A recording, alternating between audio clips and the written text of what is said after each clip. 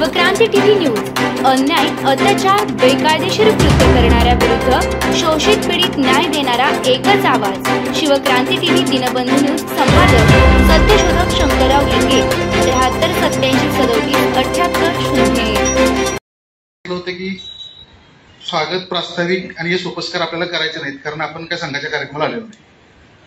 आपला कार्यक्रम आहे आणि एखाद्या विद्रोही कवितेने किंवा एखाद्या रचनेनं कार्यक्रमाची सुरुवात माझ्यापासून करावी असं अनिल दादाला का वाटलं माहित नाही, कारण मी कविता लिहिणारा कवी माणूस नाही।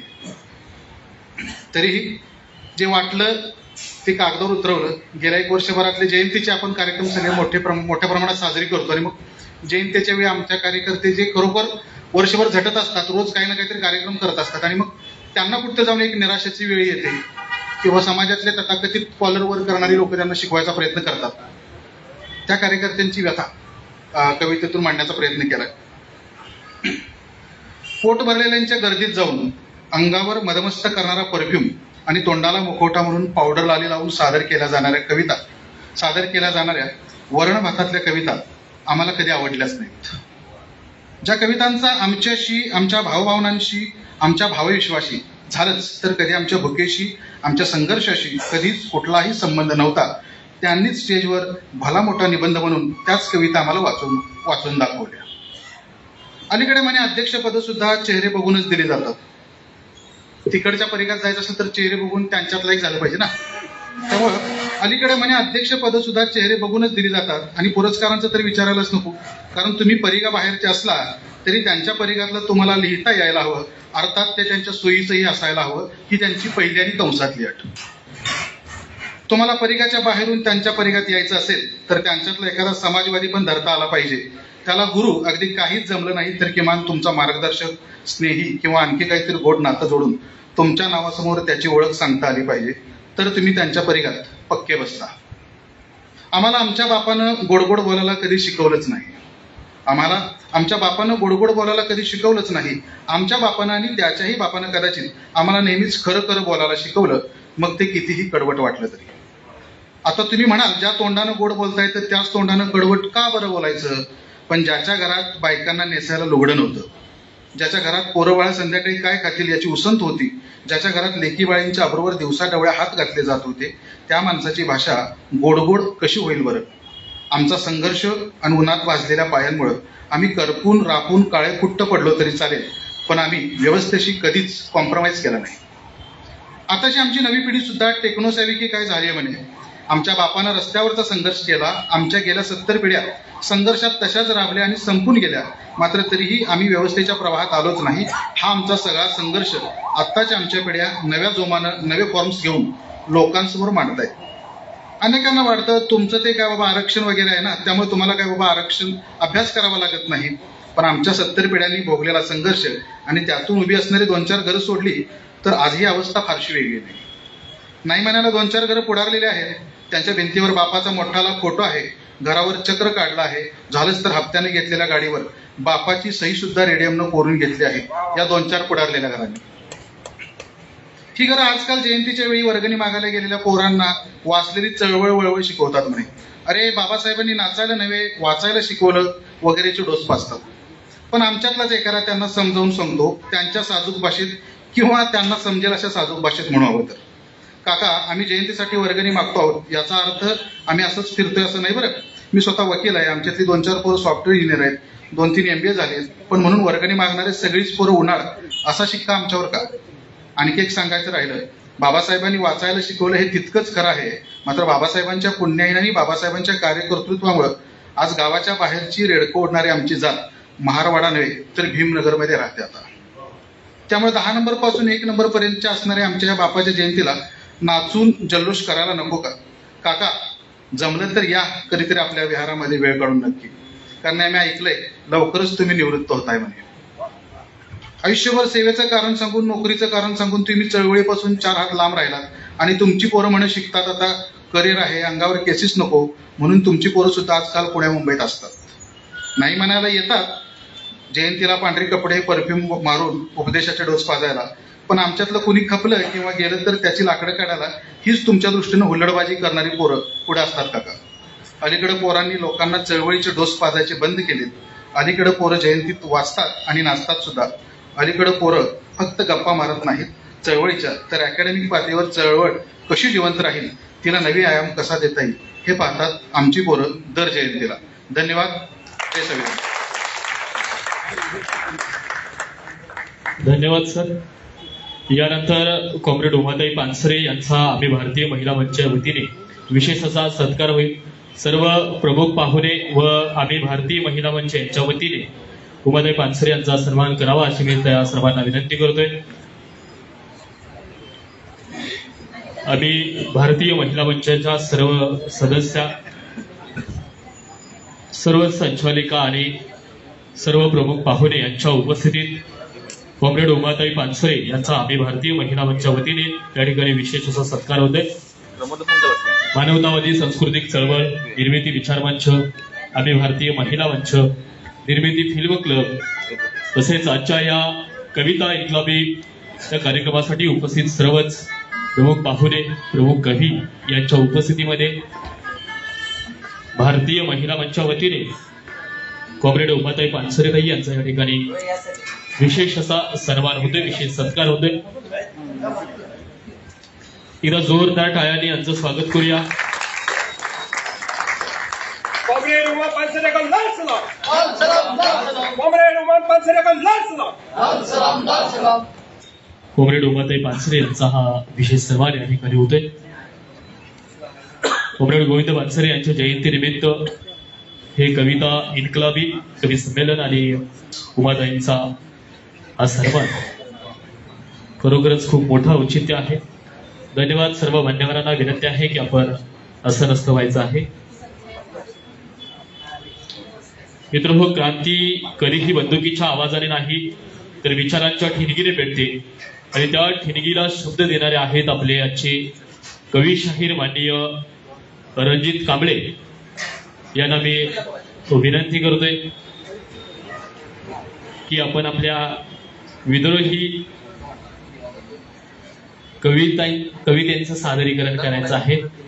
या पुरोगामी कोल्हापुरातील हे विद्रोही कवी म्हणायला काही हरकत नाही.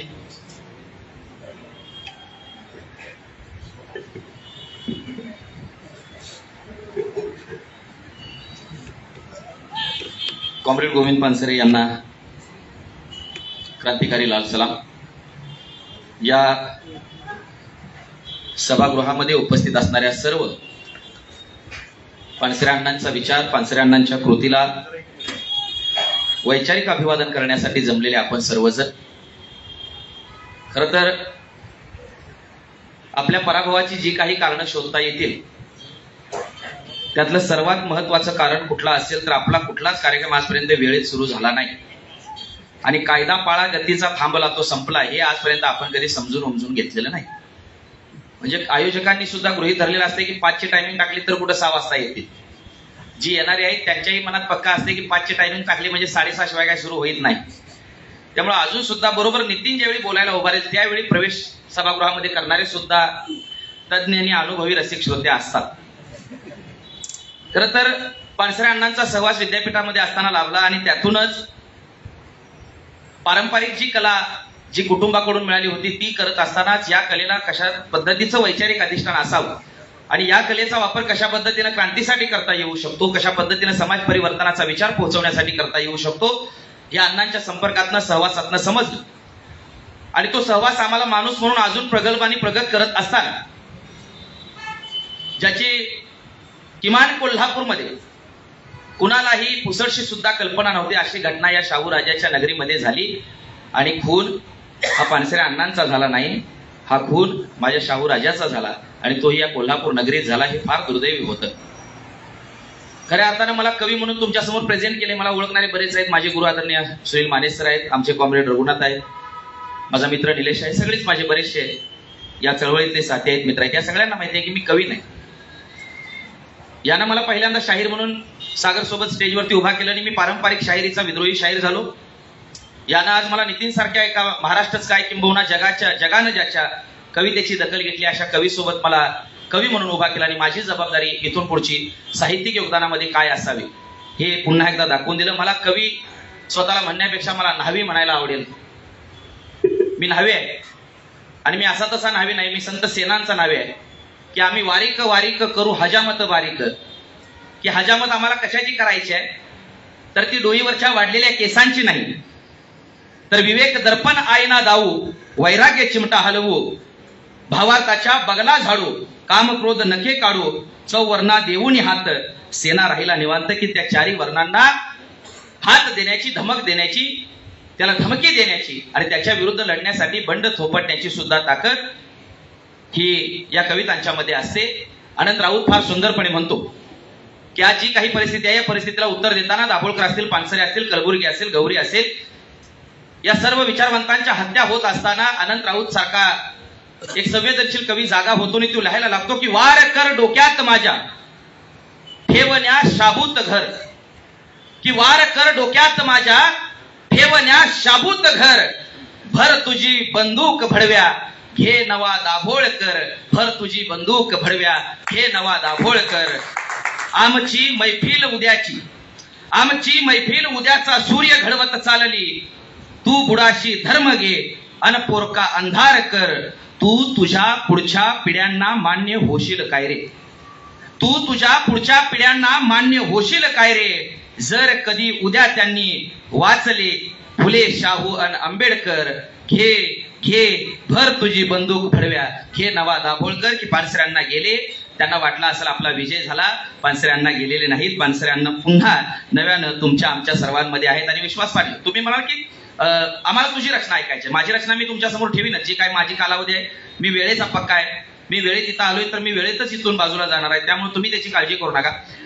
जनात गाणारा मोठा नसतो आणि मनात गाणारा छोटा नसतो. आता थोडासा एक प्रयोग करूया की खरं तर ही मी जसं सांगितलं की आपण सर्वजण या ठिकाणी अण्णांना वैचारिक आदरांजली देण्यासाठी आपण सर्वजण या ठिकाणी जमलेलो आहोत. आमचे मार्गदर्शक नरहर काका या ठिकाणी आहेत. आता तुम्हा सगळ्यांची मला मदत पाहिजे ही कविता सादर करण्यासाठी.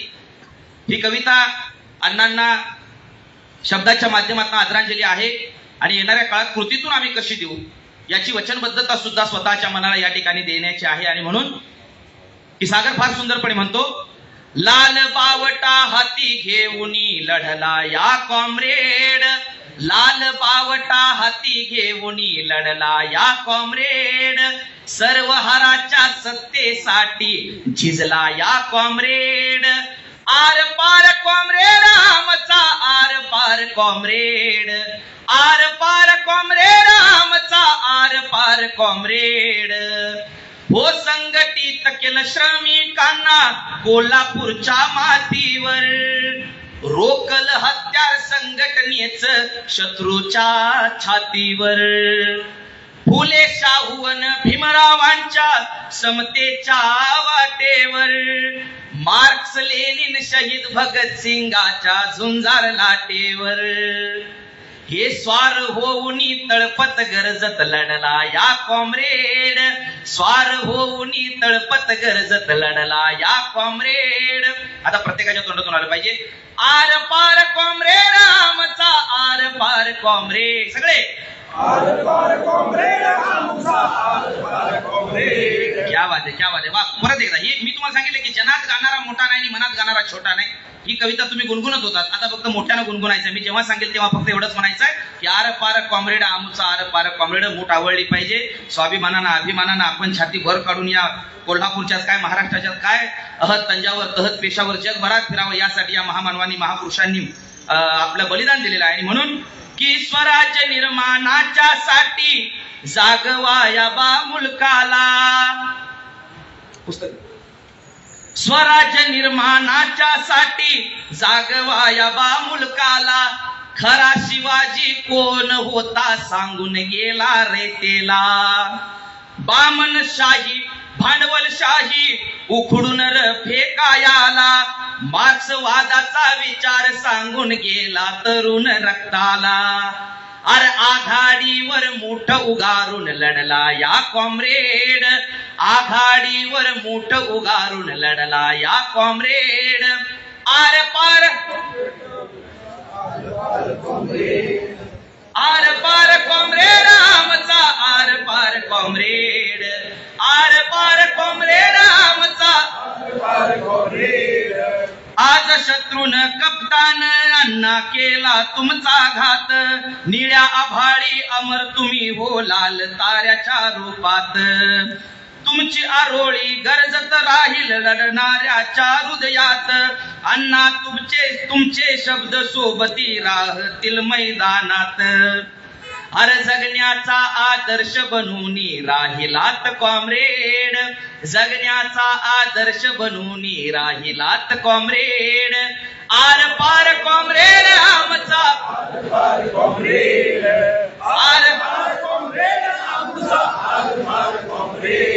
हे लाल बावटा हाती घेऊन लढला या कॉम्रेड, सर्व हराच्या सत्तेसाठी झिजला या कॉम्रेड. लाल बावटा हाती घेऊन झिजला या कॉम्रेड, सर्व हराच्या सत्तेसाठी झिजला या कॉम्रेड. आर पार कॉम्रेड आमचा, आर पार कॉम्रेड, आर पार कॉम्रेड आमचा, आर पार कॉम्रेड. क्या बात आहे, वा वा वा. आणि म्हणून ही अशा पद्धतीने आरपार कॉम्रेड अजून सुद्धा आहे आणि चिरंतन असणार आहे. जोपर्यंत पुस्तक आहे, जोपर्यंत वाचणारा आणि विचार करणारा मेंदू आहे, तोपर्यंत या माणसांचा मृत्यू होऊ शकत नाही. हीच भीती त्यांना होती आणि हीच भीती आज खऱ्या अर्थाने खरी ठरते. तुमच्यासारखी माणसं आहेत, ही माणसं खऱ्या अर्थानं अण्णांचा जो काही विचार आहे तो चळवळीचा विचार आहे, कोल्हापूरच्या मातीतला माझा शाहू राजाचा विचार आहे. हा विचार जिवंत ठेवण्याचं काम करतात. आणि हा विचार कशा पद्धतीने जिवंत आहे की विश्वास. आता तुम्ही म्हणाल की तुझी रचना माझी, मी तुम्हाला सांगितलं की मी मधुमाशी आहे. मधुमाशी चांगल्या चांगल्या फुलांवर जे काही आहे ते वेचून आणावं आणि ते मधाच्या स्वरूपात तुम्हाला द्यावं. जे चांगलं आहे ते तुमचं आहे, जे चुकलेलं आहे ते परत माझं आहे, ते दुरुस्त करण्यासाठी तुम्ही जाताना माझ्याकडे द्याल. आणि कसं द्यायचं याचं माध्यम तुम्हाला पाहिजे असेल तर शाहीर_रणजित नावाचं इंस्टाग्रामला अकाउंट आहे, त्याच्यावर फॉलो करा आणि त्याच्यावर मला तुम्ही मेसेज करू शकताय की तू गेल्यावर या श्वासांचे काय करू, तू गेल्यावर या श्वासांचे काय करू, सांग गुलाबा या काट्यांचे काय करू.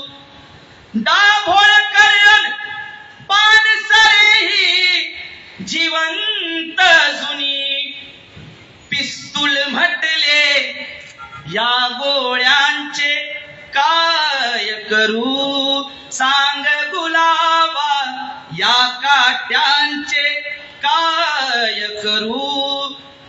शाई नुसती लागत गेली बोटानाया, की राष्ट्रवादी म्हणते घड्याळाला मत करा, काँग्रेस म्हणते पंजाचं बटन दाबा, शिवसेना म्हणते धनुष्यबाण दाबा, दुसरी शिवसेना म्हणते मशालचं बटन दाबा, भाजप म्हणते तुम्ही नुसतं जाऊन बटन दाबा.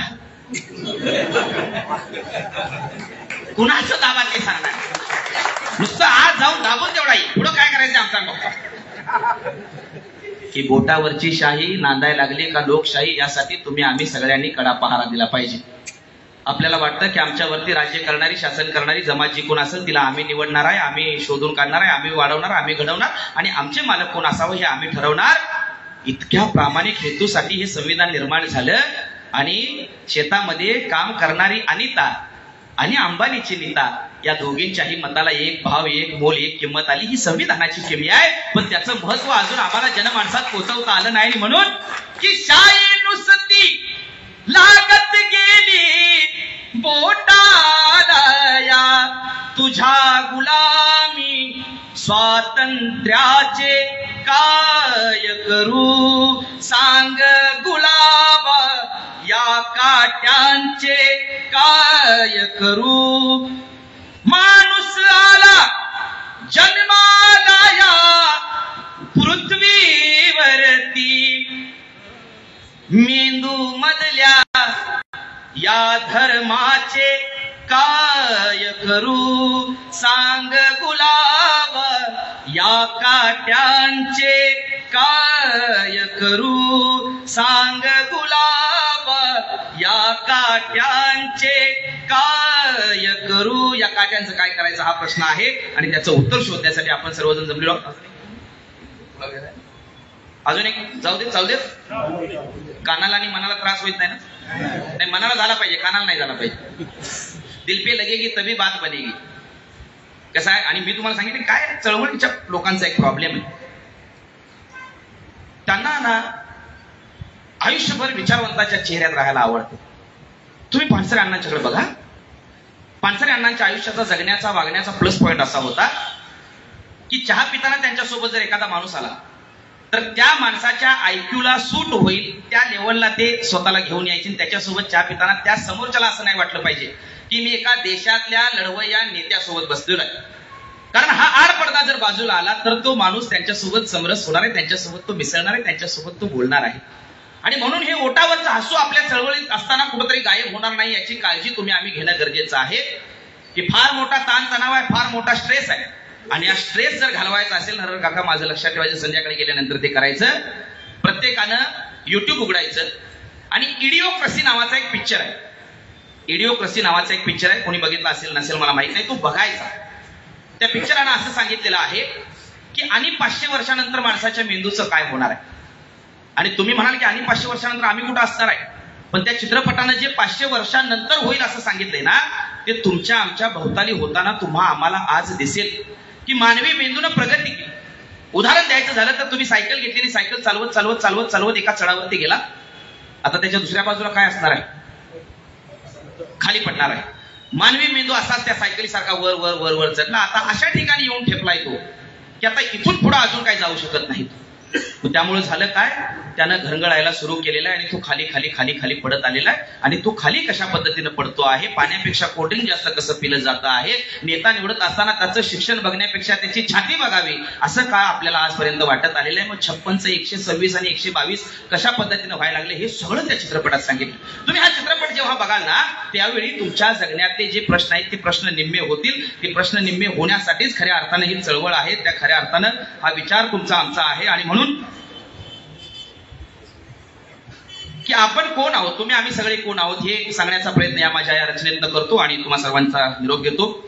विज्ञानाचे अनवाहू द्या विवेकाचे वारे, विज्ञानाचे अनवाहू द्या विवेकाचे वारे, दाभोळकर आम्हीच पानसरे, दाभोळकर आम्हीच पानसरे, विज्ञानाचे अनवाहू द्या विवेकाचे वारे, दाभोळकर आम्हीच पानसरे, अधर्माचा रंग आता पडू लागला फिका, किती किती छात्यांवर तुम्ही रोखणार बंदुका, हुकुमशाहीच्या भिंतींना पडू लागले चिरे, आणि दाभोळकर आम्हीच पानसरे, दाभोळकर आम्हीच पानसरे, विवेकी सूर्याने तुमचा काळोख होईल खुजा, अंधाऱ्या अड्ड्यांवर पडतील विद्रोहाच्या विजा, नीतीच्या मार्गाने गाठू सत्याचे किनारे, दाभोळकर आम्हीच पानसरे, दाभोळकर आम्हीच पानसरे, वळवळणाऱ्या विकृतीला डसतील या लेखण्या, अधर्माचा फुगा फोडतील शाहिरी टाचण्या, न्यायाच्या अंबरात चमके समतेचे तारे, आणि दाभोळकर आम्हीच पानसरे, दाभोळकर आम्हीच पानसरे, धर्म जात अन वर्गाची चौकट सारी मोडू, मानवतेच्या धाग्यामध्ये माणूस माणूस जोडू, हातामध्ये हात घेऊन निर्धार करूया सारे. काय निर्धार आहे, दाभोळकर आम्हीच पानसरे, दाभोळकर आम्हीच पानसरे. आणि हे सगळं तेव्हा होईल जेव्हा संविधानाचं न्यायाचं राज्य या ठिकाणी येईल. पण हे संविधानाचं राज्य येत नाही का? कारण संविधान लिहिलं कुणासाठी, लिहिलं कुणी, हा जो प्रचार जसा केला जातोय तर त्यामध्ये लिहिलंय काय याचा प्रचार मात्र तेवढ्या ताकदीने होत नाही. आणि ते होणं गरजेचं आहे, ते संविधान समजणं गरजेचं आहे. बाबासाहेबांनी लिहिलं म्हणून ते आपलं नाही असं मानणारा एक वर्ग आहे, तो त्याच्यापर्यंत कधी पोहोचत नाही. पण ज्यावेळी त्यांच्यावर अन्याय होतो त्यावेळी न्याय मागण्यासाठी पहिल्यांदा आठवतं ते संविधान. आणि म्हणून हे संविधान काय आहे, हे संविधान ज्या पद्धतीने या सगळ्या माणसांना वाटलं होतं की जनमानसापर्यंत पोहोचेल तसं ते पोहोचलं नाही. ते पोहोचलं असतं तर फार चांगली परिस्थिती आज देशामध्ये निर्माण झाली असती. आणि म्हणून शेवटचा अंतरा घेतो मी थांबतो. काय सांगू बाबा तुला भारतीयान, काय सांगू बाबा तुला भारतीयान, अरे घटनाच समजली नाय, तुझं संविधान समजलं नाय. समान मानवतेचा विचार त्यांच्या मनात आला नाय, समान मानवतेचा विचार त्यांच्या मनात आला नाय. माणूस वाटला गटातटात, तोंडात लोकशाही बंदूक हातात, लोकशाही समजली नाय बाबा तुझी, लोकशाही समजली नाय. लोकांचं राज्य लोकांसाठी कधी हे चालणार हाय बाबा, कधी हे चालणार हाय. समान मानवतेचा विचार त्यांच्या मनात आला नाय. एकच स्वप्न माझ्या उरात, संविधान तुझ घराघरात घेऊन जायाच हाय बाबा, मला घेऊन जायाच हाय. समता बंधुता न्याय एकता पटवून देयाची हाय, प्रत्येकाला पटवून देयाची हाय. आव्हान करत शाहीर रणजित, आव्हान करत शाहीर रणजित, समतेचं गाण गायत, मुक्तीचं गाण गाय. समान मानवतेचा विचार आता पटवून देयाचा हाय, समान मानवतेचा विचार आता पटवून देयाचा हाय. मनापासून तुम्हा सर्वांचे आभार. पुन्हा एकदा कॉम्रेड गोविंद पानसरे यांना लाल सलाम. आणि ज्याला तुम्ही ऐकायला आहात त्याला तुमच्या सर्वांसमोर या ठिकाणी आमंत्रित करतो. धन्यवाद. जेव्हा अन्यायाचा मुकुट उंचावतो तेव्हा सामान्य माणसाची हूट आवळली जाते. शब्द ही तलवार होतात, विचार भाल्यासारखे भेदक बनतात. कविता फक्त कागदावर लिहिलेली ओळ नसते, तर ती असते क्रांतीची पहिली ठिणगी. आणि अशीच एक क्रांतीची कविता आणि त्या कवितेतून ठिणगी उडवणारे कवी रणजित शाहीर यांनी खूप मनोरंजक आपल्या अमोघ वाणीतून कविता सादर केली. त्याबद्दल त्यांचं विशेष आभार. त्यांचं पुन्हा एकदा टाळ्यांच्या गजरात आपण कौतुक करूया. यानंतर मानवतावादी सांस्कृतिक चळवळ निर्मिती विचारमंच निर्मिती फिल्म क्लब यांच्या वतीनं तसेच कवी व दिग्दर्शक माननीय अनिल भमाने सर यांच्या वतीनं हा कविता इन्क्लाबी कार्यक्रम या ठिकाणी आयोजित केला. त्याबद्दल मी कवी व दिग्दर्शक माननीय अनिल भमाने सर यांना विनंती करतोय की त्यांनी आपलं मनोगत या ठिकाणी व्यक्त करावं.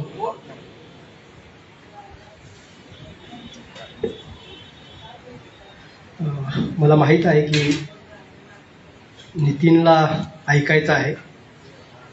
खरं तर नितीनच्या वडिलांना हॉस्पिटलमध्ये ॲडमिट केले. त्याची येण्याची शक्यता खूप कमी होती, पण त्याला म्हटले की तू यायला पाहिजे. तो अशाही परिस्थितीमध्ये इथं आलेला आहे.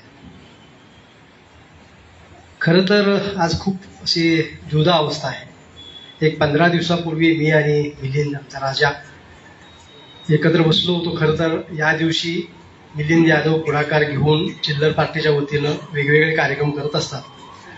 ते म्हणले की यावेळेस आम्ही काही करणार नाही, आम्ही थांबणार आहोत. मी म्हणलं असं व्हायला नको, तुम्ही थांबणार असाल तर आम्ही या ठिकाणी सुरुवात करतो, कारण हे चालू राहिलं पाहिजे. त्यामुळे आज हा कार्यक्रम करत असताना फक्त पानसरे अण्णांचा विचार जिवंत राहिला पाहिजे. आपण किती लोक आहोत त्यापेक्षा आपण तो विचार घेऊन आजही जिवंतपणे काम करण्याची भूमिका घेतली पाहिजे. कारण एक शाहीर असा म्हणतो, सबसे खतरनाक होता है आदमी का मुर्दा बन जाना. तो असं म्हणतो की कि सबसे खतरनाक होता है आदमी का मुर्दा बन जाना, लेकिन उससे भी खतरनाक होता है आदमी के सपनों का मर जाना. बरोबर. आणि पानसरे अण्णांनी जी स्वप्न पेरली ती स्वप्न मरता कामा नाहीत. ती स्वप्न आपण परत नव्यानं बघितली पाहिजे, म्हणून या कार्यक्रमाचं आयोजन केलेलं आहे. कुणाला बोलवावं वगैरे या चर्चा सुरू होत्या, तेव्हा या दोघांची नावं समोर आली. दत्ता येणार होता पण त्याला निमोनिया झाला. तोही खूप चांगला शाहीर कवी आहे आणि हा कार्यक्रम पुढे जातो आहोत. परिस्थिती इतकी बिघडलेली नाही आहे की जितकी आपण समजतो, नाहीतर हा हॉल भरला नसता. इथं एका पार्टीचे लोक नाही आहेत. इथं विविध प्रकारच्या विविध संघटनेमध्ये आजही हा परिवर्तनवादी, पुरोगामी, आंबेडकरवादी, मार्क्सवादी जो जो ह्या रेषेच्या या बाजूचा आहे तो विचार जिवंत राहिला पाहिजे म्हणून आलेले लोक आहेत. मला वाटतं की ही खूप वेगळी गोष्ट आहे. इथं काहीतरी प्रश्न सुटणार आहे म्हणून लोक आलेले नाही आहेत, तर क्रांतिकारी कविता ऐकून आपल्याला काहीतरी करता येईल का याचा विचार करण्यासाठी आलेले लोक आहेत. हे मला आवर्जून सांगावं असं वाटतं. पानसरे यांनी गेले तेव्हा मला आठवतं की मी पण एक त्यावेळेस अस्वस्थ झालो होतो आणि अस्वस्थ झाल्यावर एक कविता केली होती. ती कविता फक्त मी घेईन कारण नितीनला सगळ्यांना ऐकायचं आहे आणि मग मी रजा घेईन.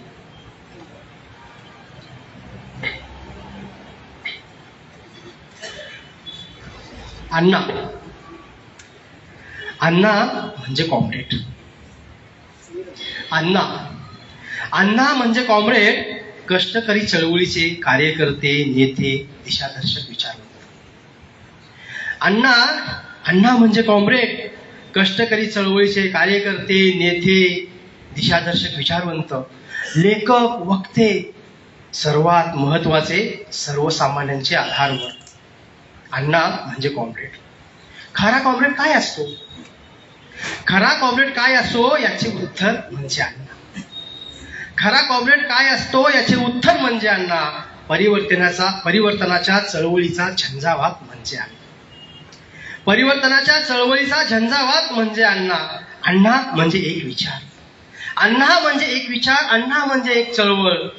सत्य सांगत सत्याच्या बाजूने खंबीरपणे उभे राहणारे किंवा सत्याची बाजू खंबीरपणे मांडणारे प्रबोधनकार म्हणजे अण्णा. अण्णा म्हणजे कॉम्रेड. प्रागतिक चळवळीचे एक सोनेरी पान म्हणजे अण्णा. अनेकांचे मार्गदर्शक, आधारस्तंभ, संवेदनशील व्यक्तिमत्व म्हणजे अण्णा. जात, वर्ग, स्त्रीदास्य अंतासाठी लढणारा ध्येयवेडा माणूस म्हणजे अण्णा. जात, वर्ग आणि स्त्री दास्य अंतासाठी लढणारा ध्येयवेडा माणूस म्हणजे अण्णा. आपला जीवाभावाचा मोठा भाऊ म्हणजे अण्णा. आपल्या जीवाभावाचा मोठा भाऊ म्हणजे अण्णा. अण्णा आमचा बाप. अण्णा आमचा बाप. तुम्ही आमच्या बापाला मारून आम्हाला पोरखं केलं. तुम्ही आमच्या बापाला मारून आम्हाला पोरखं केलं. बापाला मारलं म्हणजे आम्ही घाबरू, किती मोठा गैरसमज. बापाला मारलं म्हणजे आम्ही घाबरू, किती मोठा गैरसमज. खरं सांगू, आमच्या बापाला तुम्ही शरीराने संपवलं. खरं सांगू, आमच्या बापाला तुम्ही शरीराने संपवलं, पण तुम्हाला संपवता आला नाही त्यांचा विचार. पण तुम्हाला संपवता आला नाही त्यांचा विचार. अण्णा जिवंत आहेत. अण्णा जिवंत आहेत. आजही माझ्यात, आमच्यात, आपल्या सर्वांच्यात एक क्रांतिकारी शक्ती बनवून, एक क्रांतिकारी शक्ती बनवून. कॉम्रेड अण्णा, लाल सलाम. कॉम्रेड अण्णा, जय भीम. जेव्हा ह्या कार्यक्रमाचं नियोजन चाललं होतं आणि अण्णांना पुष्पहार अर्पण करायचं, व्यंकाप्पा दादा आणि आमचे आदळकर सर बसले होते इथं आणि मी म्हटलं की अरे मला वाटतं की आपण अण्णांना पुष्पहार अर्पण करायला नको. ते म्हटले का, कशासाठी? ते म्हटलं अण्णा आपल्या जिवंत आहेत ना. म्हटलं जिवंत माणसाला कोण पुष्पहार अर्पण करतात? त्यामुळं मग अण्णाचं स्वागत व्हायला पाहिजे आज, म्हणून आम्ही 2 गुलाबाची फुलं लावण्यासाठी. कारण याही परिस्थितीमध्ये अण्णाचे विचार घेऊन पुढे जाणं ही खूप महत्वाची गोष्ट आहे. आपण सर्वजण आलात, एकत्र येऊया, चर्चा करूया, बोलूया. जर टोकाचे मतभेद असणारे काँग्रेस, शिवसेना, राष्ट्रवादी सत्तेसाठी तडजोड कोणी एकत्र येत असतील तर आम्ही कुठल्या आंबेडकरवादावरील मार्क्सवादामध्ये अडकायला गेलो आहोत. आपण परिवर्तनाचे शिलेदार आहोत एवढं जरी समजून पुढे जायची भूमिका घेतली तरी मी सांगतो या सगळ्या शक्तीला आपण रोखू शकतो. बोलूया, आमचा कोण आहे याच्यावरती चर्चा करूया. अनिल बद्दल 1000 मतभेद असू देत, पण अनिलचा किंवा अनिलच्या कार्यक्रमाचा त्या शक्तीला फायदा होतोय का? होत असेल तशा रस्त्यात धरण 2 कानपट्टी काढा, पण पान रेटण्याच्या पद्धतीनं काहीतरी नकारार्थी भूमिका घेऊन आपण एकमेकाबद्दल पूर्वग्रह दूषित मतं तयार करून पुढे जायला नको. लक्षात ठेवा. म्हणजे कपिल सर म्हटले, कपिल सर मी तुम्हाला सांगतो मला फक्त 50 लोकांचीच अपेक्षा होती, पण 172 लोक या सभागृहामध्ये आलेले आहेत. हा देखील खूप मोठा विजय आहे. लक्षात ठेवा. कारण बाहेर पोलीस आहेत, एवढं सोपं नाही आहे आता. परंतु आमचं म्हणणं आहे की या काळामध्ये आपण या सगळ्या परिवर्तनाच्या चळवळीमध्ये टिकून राहणं ही एक लढाई आहे. म्हणून मी आमच्या रघुदादा फोन केला, रघुदादा तू यायला पाहिजे. राजा ते काल त्याचा ऍक्सिडेंट झालाय तरी पाठीमागं तसाच येऊन बसलाय. लक्षात ठेवा. इकडे कॉम्रेड आमचे दिलीप पवार सर बसले, व्यंकप्पा दादा 82 वर्षाचा तरुण इथे येऊन बसलेला आहे. आपल्याला काय धाड भरल्या का? लक्षात ठेवा. पुढे जाऊया, बोलत राहूया, चर्चा करूया. सगळंच बिघडलेलं नाही आहे, अजून चांगलं करणारे लोक आहेत. नाहीतर नितीनला ती व्यवस्था घाबरली नसती, लक्षात, रणजितला घाबरली नसती. लक्षात ठेवा. ते घाबरतात तुमच्या विचाराला. लक्षात ठेवा. सम्राट तिकडून आलेले सगळेच म्हणजे खूप लोक प्रचंड आलेले आहेत. पुढे जाऊया, परिवर्तनाचे शिलेदार होऊया, एवढंच या निमित्तानं सांगतो. आणि आणखी एक निमंत्रण देतो की 11 जानेवारीला आम्ही एक मानवतावादी साहित्य संमेलन घेतो आहोत इथंच मुस्लिम बोर्ड हांगून. कल्पना अशी आहे की 5000 लोक तिथे यायला पाहिजे. चला आपण कामाला लागूया ना, बोलत राहूया, चर्चा करूया. एखादा माणूस फेसबुकवर पोस्ट शेअर करणार जरी असला तरी तो आमचा आहे असं समजूया. इतकी व्यापकता ठेवूया. ते जर नको ते रेटून सांगत असतील तर आमच्याकडे तर बुद्ध आहे, आमच्याकडे शिवाजी महाराज आहेत, आमच्याकडे बाबासाहेब आहेत, आमच्याकडे कार्ल मार्क्स आहे, आमच्याकडे फुले शाहू सगळेच आहेत. आमच्याकडे सगळं आहे. आणि खरं सगळ्यात महत्वाचं कष्टकरी लढणारी जनता आहे की ज्यांचं नेतृत्व अण्णांनी केलं होतं. तर अण्णाच्या जयंतीच्या दिनी एवढं गंभीर होऊन आपण घरी जाऊया, एकमेकाला भेटूया, चहा घेऊया, म्हणूया ना. तोंड वाकडी करून काय जायची गरज आहे आता. मी स्टँडवर उतरले होते ना रघुदाच्या स्टॉलवर जातो, ते मला म्हणतो स्टोन जरी धुतलं नसले ते बस जरा पोहे खा म्हणतो. मला वाटते की ही व्यापकता घेऊन पुढे जाऊया.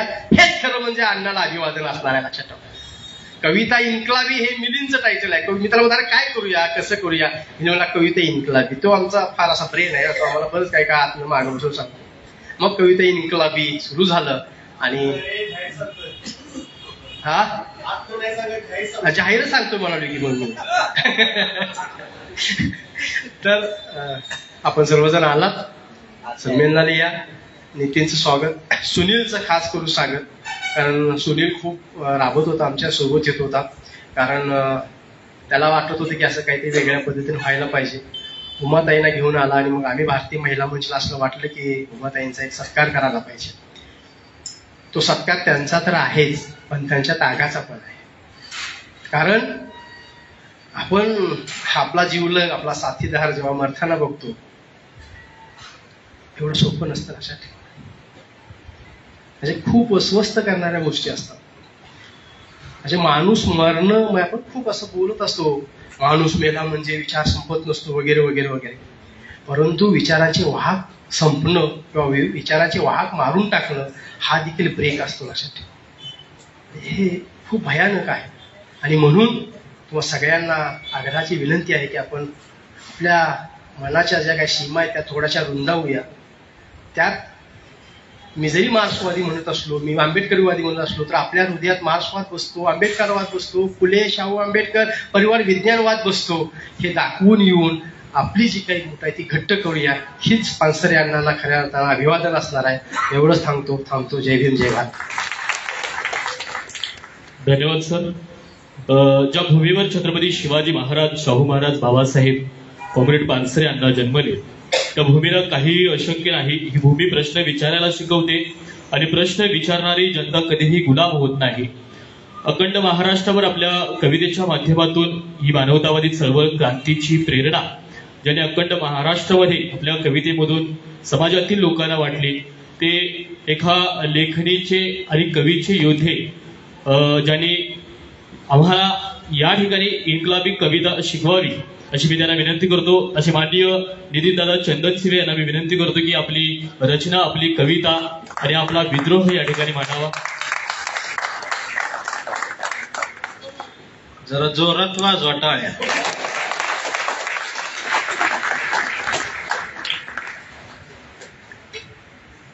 मगाशी उद्घाटन सुरू असताना आम्ही अण्णांच्या जवळ गेलो.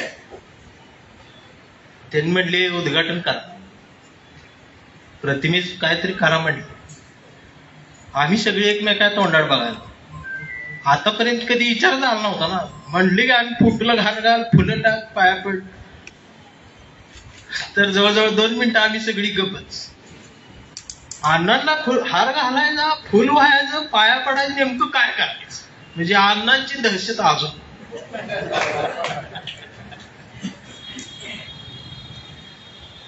माणूस गेला मग विचार ही राहत असते. खरं तर आज येणं झालंच नसतं. माझी ती डायरी असते त्या टेबलवर ठेवलेली, त्यात ते तारखा लिहून ठेवलेले असतात. रात्री वडिलांना काहीतरी ते अटॅक आला, ते आयसीयू मध्ये रात्रभर, सकाळी जरा बोलायला लागले. मला ती दोन्हीकडनं इकडं टेन्शन, परत चळवळीचं अंग असल्यामुळं एक नातं रक्ताचं आणि एक नातं चळवळीच. वडील आजारी आहे पण भावानं तयारी केली, त्यानं बी काहीतरी केले ना. घराच पत्र ऐकूनच त्यानं बी कार्यक्रम केलेला असतो. त्याला काय स्पॉन्सरशिप आहे केंद्र शासनाची. त्याला फोन लावायचा कसा या चिंतेत. वडिलांना मी म्हटलं आजचा कार्यक्रम म्हणजे आजपासून दौरा सुरू होता 11 तारखेला. म्हटलं आजचा तर कार्यक्रम रद्द करतो. तर ते म्हटले कर. पण नंतर हळूच म्हटलं आज कॉम्रेड गोविंद पानसरे यांची जयंती आहे, जा म्हटले पाहिजे. लगेच जा म्हटलं. म्हटलं का तर आमच्या वडिलांनाही मी अण्णाच म्हणतो. म्हटले मला तो अण्णा म्हणतोयस, आणि ते बी महाराष्ट्राचे अण्णा होते. मी गवंडी काम करून तुला जगवलंय, पण त्या अण्णानं एका वळंब्यात महाराष्ट्र नीट केलेला तो अण्णा आहे. तिथं जाणं गरजेचं आहे. आणि त्या ताकदीने मी आलो ना. आता आल्यावर डॉक्टरचा फोन आला तर म्हटले नॉर्मल आहे म्हटले, पेशंट ऑपरेशन करायची काहीच गरज नाही म्हटली. ती मेंदूत काय आलं तर ती बी गेली म्हटलं.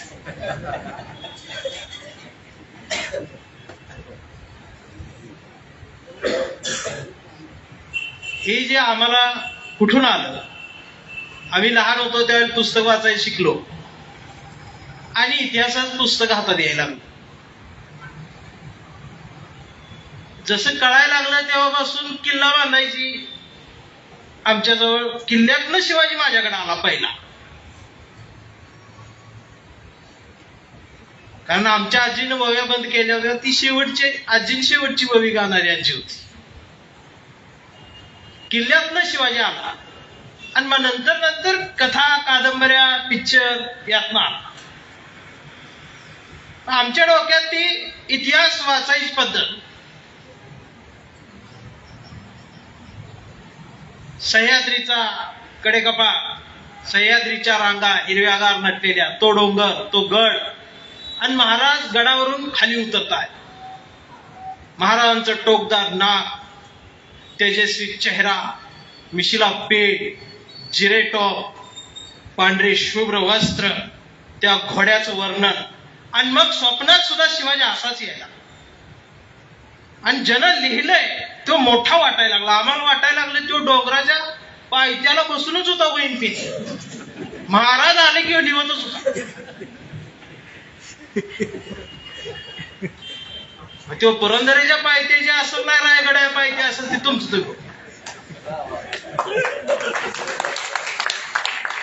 आणि आमच्या डोक्यात तीच हो. पण नंतर ऐकलं पुण्यात, ती पुस्तक वाचली आणि मग लक्षात आलं इतिहास ह्यो असा असतो. तिथं डोंगर आहे एवढंच लिहायचं, तो हिरवागार आहे, इकडे 4 दगडी आहे, ती इकडे 8 फुलं गोली, ती पिवळी गुलाबी, डोंगर नटलाय महाराज काय. ही नाही, ही रंगवलं आणि रंगवलं की मग 2000 पानाचं पुस्तक होते हो. आता मी जर लिहिलं रंगवून तर मी 2 लाख पानाच लिहिली.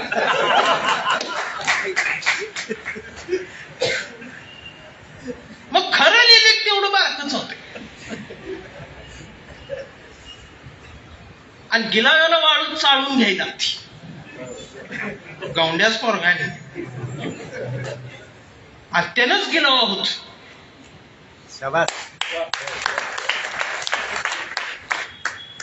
आणि अण्णांनी आम्हाला 3रा डोळा दिला, खरा इतिहास कसा वाचायचा हे आम्हाला शिकवलं.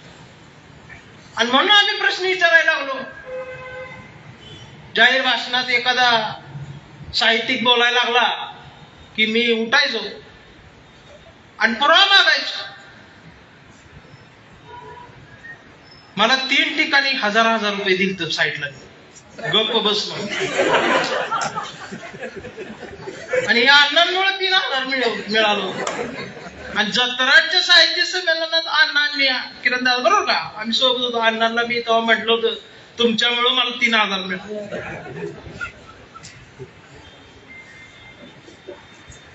अण्णांनी सवय लावली. अण्णा मला माझ्यासाठी एक वेगळा शब्द अण्णांकडे होता. अण्णा मला इबलिश म्हणायची. ही आमची इबलिश आलं बघा म्हणायची. त्यांचा ते सूर असा करड्या जायला. आता तुम्ही गर्दीचा उल्लेख केला, माझ्या माहितीप्रमाणे एवढं सुद्धा पब्लिक अण्णांना फार कमी वेळा मिळायचं भाषणाला. पण अण्णांना मानणारा वर्ग मोठा आहे आणि विचार मोठा असतो. गर्दी केवढे, अहो इंग्रज बी 5000च होती 1947ला, तरी एवढी त्यांनी राज्य केलं. आणि ते पेर लोकांना मेंढर होते तेव्हा. जेव्हा शिवाजी महाराजांचा इतिहास सांगतात तेव्हा मावळे 500 असतात आणि पुढे 5 लाखाचा अफजलखाना सैन्य असतं. कोल्हापुरात भारत जिवंत ठेवणारी एवढीच माणसं आहेत, बाकी सगळी मेंढर आहेत. हल्ली काय झाले, पुतळ्यांजवळ मेंढरांची गर्दी वाढलेली आहे. आणि ही पुतळ्यांजवळ वाढलेली मेंढरांची गर्दी जोपर्यंत पुस्तकांजवळ येऊन माणसं होणार नाही तोपर्यंत हा कार्यक्रम मैदानात होणार नाही. पण माणसं फार कमी आहेत आणि आता खरं बोलायची फार गरज आहे. आणि मी खरंच बोलतोय काय म्हणून मी मार खातोय सारखं. खरं बोलले की लोक मारतात.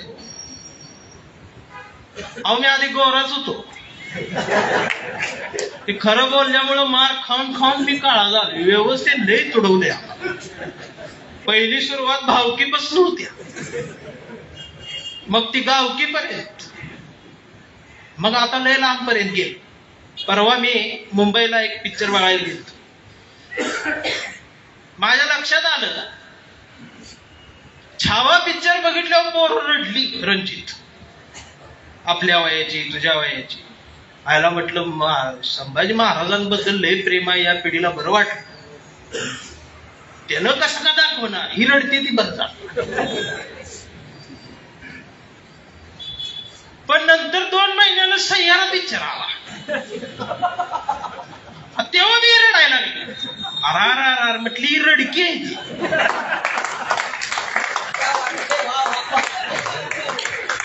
ह्यांना जी दावत त्या पद्धतीनं रणजित बरोबरच बोलला. ती वर टोका जाऊन मी आता वरंगळीला.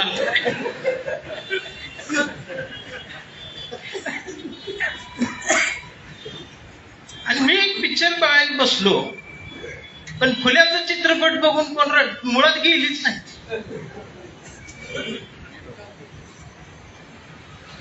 तर ते पिक्चर सुरू व्हायच्या आधी राष्ट्रगीत सुरू झालं. माझ्याबरोबर क्लासवर 2-4 अधिकारी होते. आम्ही उभा राहिलो, आणि ते राष्ट्रगीत सुरू असताना आमची छाती ताटच हो.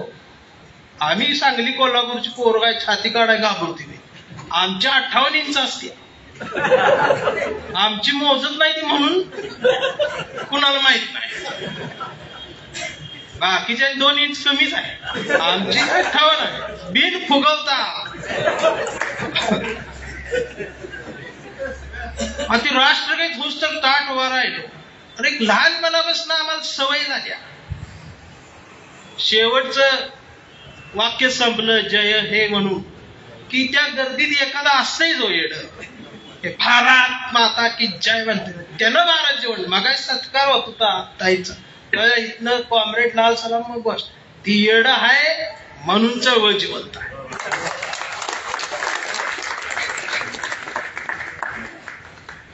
तसं म्हटलं आता गर्दीत एखादा आवाज येईल भारत माता.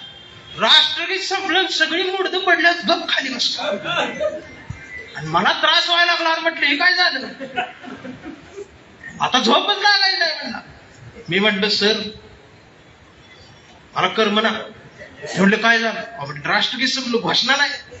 म्हटलं इथं होत नाही म्हटले मुंबईत. म्हटलं अवघड आहे बघ. मग मी गणित काय केलं. पिक्चर संपला म्हटलं परत तिकीट काढा. ते म्हटलं का. म्हटलं घोषणा देऊनच जाणार. म्हटलं नाही तर झोप लागत. इथं कोण देत नाही मी देणार. आणि परत तिकीट काढलं. परत राष्ट्रगीत सुरू झालं आणि मी जोरात ओरडलो. आता मला अपेक्षा होती सगळी किमान विजय असो जय हे तरी म्हणतील. मी जोरात ओरडलो भारत माता. ती सगळी माझ्या अशी तिरकं बघितली गप खाली बसली. 2-4 कॉलेजच्या पोरी हसल्या मला. आणि मग माझ्या लक्षात आलं की भारतीय हरवला आहे.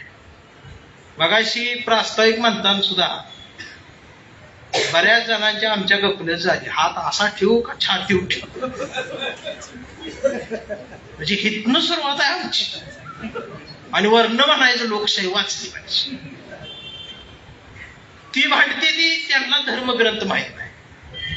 आम्ही भांडतोय आम्हाला संविधान नाही. ती इस्त्रीच्या कपड्यात गोंधळलेली. आम्ही चुरगळलेल्या कपड्यात गोंधळलो. गोंधळ दोन्हीकडे आहे. आणि ह्या दोन्हीकडच्या गोंधळात मधला भारत हरवायला लागला. सोयीनुसार विषय आहे. आता त्या नाशिकला झाडं पाडायला लागल्या. मग तिथं सगळ्यांनी एकत्रित जायला पाहिजे. पण ती कुणाला फायदा आहे तेवढाच जाते तिथं. ज्याला नंतर मी येल्यावर लाकडं पाहिजे म्हणजे अमर व्हायचे सवय झाली आहे. पण तेवढं त्याच्यापुरतच ते आंदोलन करणार. मुळात मी तुम्हाला सांगतो ही झाडं बिड काय पाडत नसते. ही आधी बातमी द्यायची आणि मग त्यांचाच कोणतं आंदोलन करणार. आणि झाडं ती व्हायची तशी अशी सगळी विषय मी झाडच बोलतो. मग चळवळी झाली आता कोण त्यो आमचं बसलं बोंबलं. ही नेते तयार करायची कामच सुरू झाली. आणि खरं बोलणं मारत्या. चौकात गेलं हल्ली मी हिंदू मी मुस्लिम मी मराठा मी वंजारी मी SC OBC असं प्रत्येक जण जातीच्या अभिमानाने बोलत असते. मी मधीच जाऊन म्हणतो मी भारतीय. लगेच मारतात. हे नवीन काय आलं म्हणते. मी म्हणतो आम्ही जुना आहे तुम्ही नवीन आहे. ते अजून मारतात. खरं बोललं की मारतात. म्हणून मी काळा पडत पडत पडत एवढा काळा झाला. अजून किती होईल माहिती.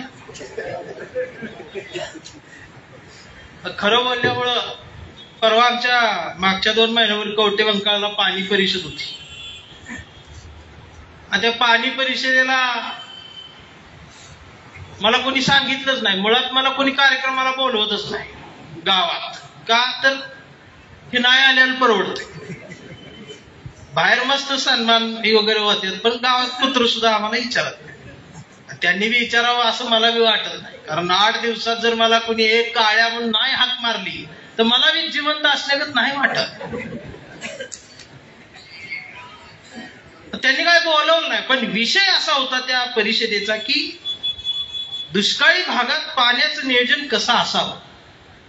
आणि मला तो विषय फार आवडला आणि म्हटलं कुणी नाही बोलवलं पण आपण खुर्च्या लावायला का होईना कार्यक्रमाला गेलं पाहिजे. चांगला विषय. आणि वक्ता क्लास 1 अधिकारी पाटबंधारे खात्यातला मुंबईवरून बोलवला होता.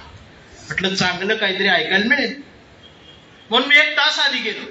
कुणीच नव्हतं. त्यांनी मला बघितले संयोजकांनी ऐकायला. त्याला काय माहित नव्हतं एवढं. तो मला म्हटला गेस्ट हाऊसला वक्ते आलेले आहेत, तू त्यांच्याकडे जाऊन बसून येताना त्यांना घेऊन ये. आणि म्हटलं इथं लॉटरी लागली, वक्त्याच्या एकदम जवळ जाता आलं म्हटलं.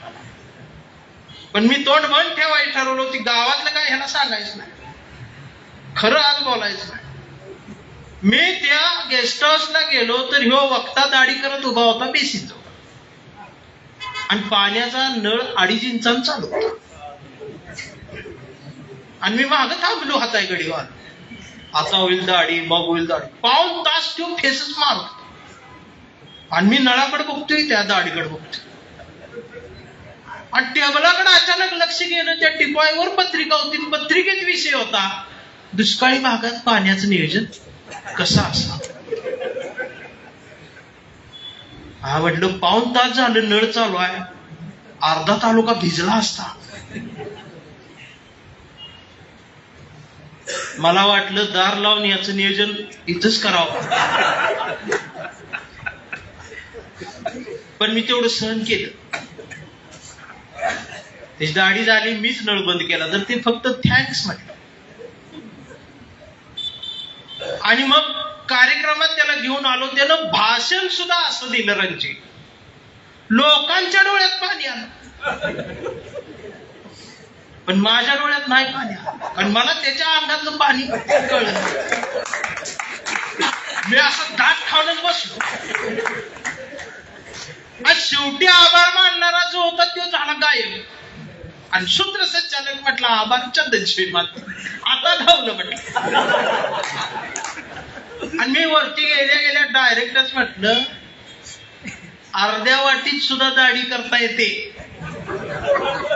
एवढं जरी नियोजन या येड्याला कळालं, एवढं बोलूच तर मला डाय सकट उचलून मागून त्याच्यानंतर त्यांनी बोलवलंच. आणि खरं बोललं पाहिजे. आणि हल्लीच्या वातावरणात तर बोललं पाहिजे.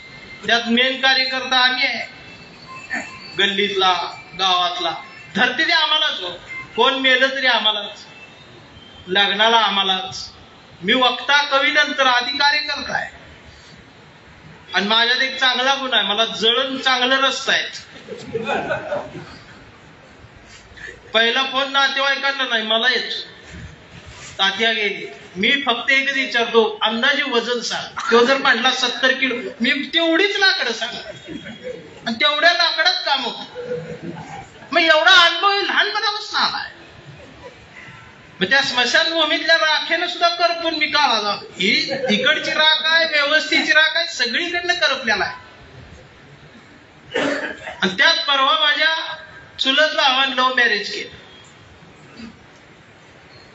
आम्ही भारतीय, आम्ही संविधानवादी, आम्ही जात धर्म बघत नाही. आणि चुलत भावानं लव्ह मॅरेज केलं. मुलगी घेऊन ती पळून गेलं. ते बी भावकी असल्यामुळे माझ्यावर खार खाऊनच होतो. बर मुलगी काय इंटरकास्ट वगैरे नव्हती, इंटर धर्म म्हणाली, काय मुस्लिम होती. म्हणजे एकदम बाहेरच. ते सुद्धा धर्मच आहे ना, त्यात बी कट्टर काय कमी आहे. ते बी पेटले. रात्रीच्या 1:30 वाजता तलवारी 150 सळसळते अशा धार लावून. त्यांना तो धावला नाही आणि त्यांनी धरला मलाच. मेन कार्यकर्ता यांचा ह्योच आहे.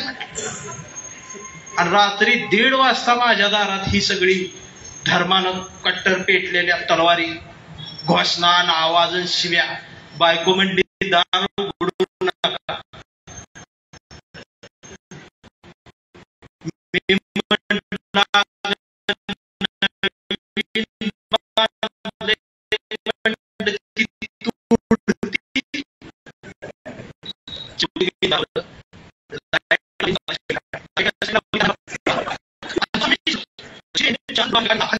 खांद्यावर छातीवर तलवार माझ्यावर पाठी लावली म्हणजे गेलं. तो म्हणाला तुम्हारा भाई हमारी लड़की को लेके गया. आता मला खरं वाटलं, मी लगेच हमारा भाई लड़की को लेके गया ये ठीक है, लड़की भी गई ये भी बोलो. असं म्हटल्यावर त्याला नरड दाबून परत तलवार उघडली. तो ऐसा नहीं चलेगा, हम उसको मारेंगे काटेंगे. मी म्हणाल राहू दे जिवंत आता कशाला. आणि म्हटलं आता मराठीत बोल म्हटलं, हिंदी संपली म्हटलं माझी. आणि मी मराठीत बोल म्हटलं, आमच्या शेजारचा मनसेचा कार्यकर्ता लगेच बाहेर आला. त्याला म्हटलं इशे वेगळा आहे तुझा, ती लगेच आत गेली.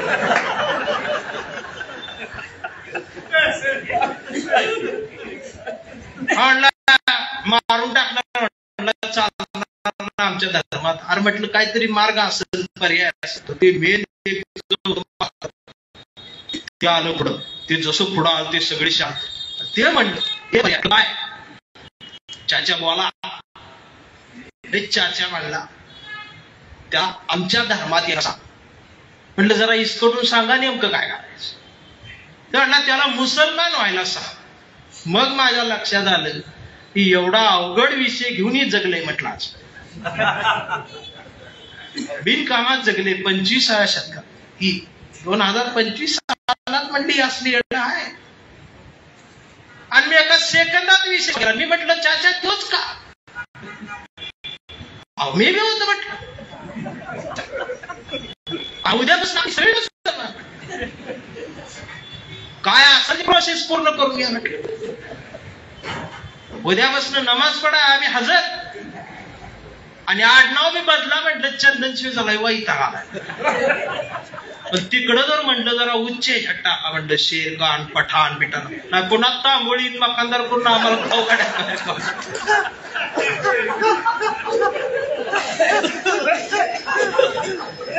त्याला कळ ना आता ह्याला मारू कसा. जे मला धर्माच्या तलवारी घेऊन मारायला आले त्यांच्या तलवारी गळून पडल्या. आणि ते चहा प्यायला बसले. बायकोन चहा ठेवला. फ्रीज उघडून ती दूध काढत होती त्या पातेल्यात. तिला म्हटलं दूध ठेव. ती म्हटली का. भावके म्हटलं काळात चहा द्या. तिने बी हसून हसून चहा पिया.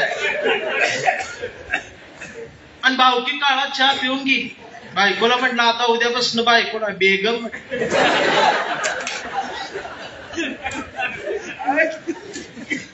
हे प्रकरण मिटलं. 4 दिवस गेले. आणि माझा दुसरा एक चुलत भाऊ सकाळी सकाळी जवळ आला. मी मिसरी घासत दारात बसलो. म्हटलं हे कधी येत ना आज भाऊकी इकडे कशी. मला म्हटला दादा मी मुंबईला असतो. हा म्हटलं माहित आहे बोल. तर म्हटलं माझं पण सुरू आहे म्हटलं. म्हटलं बघा अडचण काय. म्हटलं मुलगी खिरचन आहे. मग मी लगेच म्हणलं नाही झालं तर आपण खिरचन. तो म्हटला मग परवा तर मुसलमान झाला. मी म्हणलं आता एक काम करा. एक आठवडा हिंदू, एक आठवडा बौद्ध, एक आठवडा मुस्लिम, एक आठवडा ख्रिश्चन. काय राहिलं तर शनिवार रविवार घ्या वाटून विकेंडला. आणि घराच्या बाहेर लिहा सर्व धर्म समभाव. घराचं नाव संविधान. विषय संपला. होय सर्व धर्म समभावच. याचा तुम्ही मस्करी करता ना, याची तुम्ही टिंगल करता ना या वाक्याची. पण सर्व धर्म समभाव ही संस्कृती, हा विचार आम्ही मरेपर्यंत याच मस्करीत, याच मस्तीत आणि याच माजात महाराष्ट्राला नव्हे तर जगाला समजावून सांगण्याचं काम या महाराष्ट्राच्या मातीत पानसरेंचे वारसदार करत राहतील. हे ठणकावून सांगण्यासाठी आज विचार मंच आहे. आणि हे सांगण्यासाठी आज हे स्टेज उपलब्ध करून दिलं म्हणून अनिल मामानेंचं मनापासून मला कौतुक करावं असं वाटतं. महाराष्ट्रात कुठं नाही जयंती होती इथंच व्हायला. अहो अंदमानच्या कोठडीत जयंती कवा झालीच नव्हती माहित नाही, पण ती गल्ली बोळात यायला लागली. मग आमची कुठे गेली पाहिजे.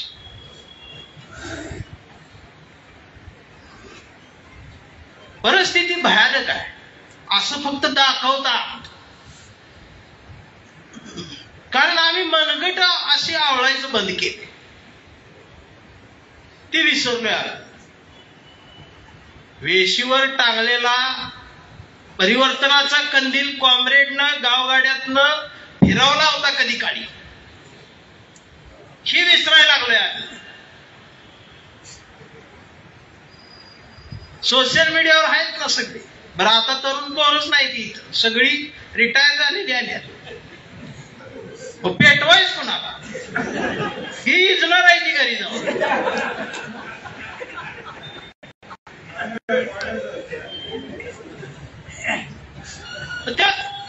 तो टिकलेला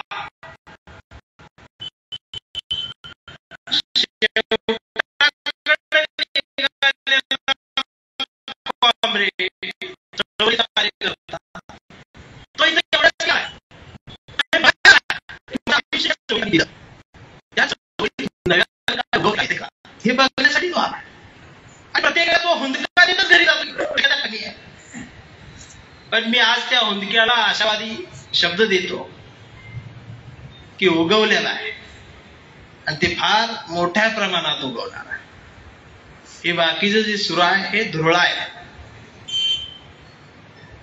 कारण गाळ ढवळू देत ना. एकदा यांचा गाळ ढवळून झाला की तळागातल्या मगरी उलट्या करून मारण्याचं सामर्थ्य या पुरोगामी विचारामध्ये आहे, यावरती माझा विश्वास आहे.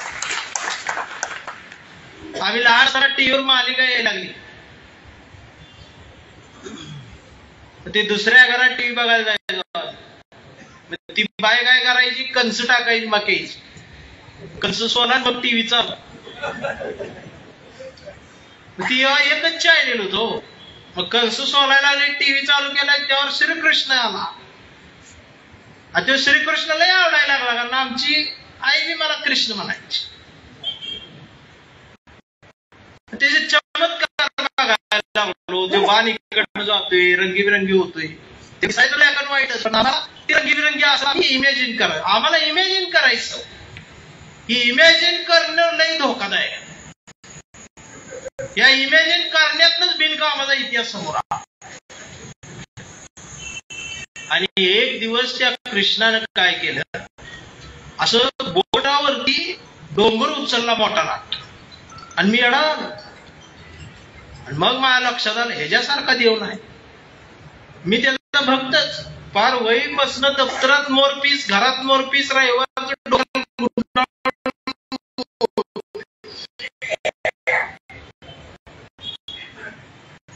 पण